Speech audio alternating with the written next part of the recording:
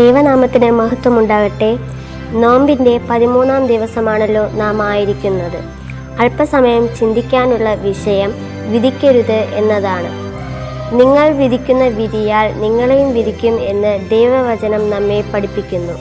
വിധിക്കാൻ ആഗ്രഹിക്കുന്നവർ നമ്മുടെ സമൂഹത്തിൽ ധാരാളം പേർ ഉണ്ടല്ലോ.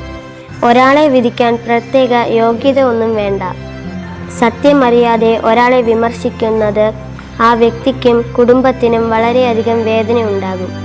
ഒരു പാപിയായ സ്ത്രീയെ കല്ലെറിയാൻ കൊണ്ടുവന്ന ജനക്കൂട്ടത്തെ നമുക്കറിയാം.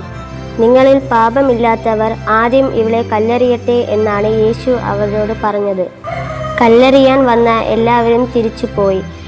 സ്ത്രീയോട് ഇനി പാപം ചെയ്യരുത് എന്നും യേശു പറഞ്ഞ് അവളെ വിട്ടയച്ചു.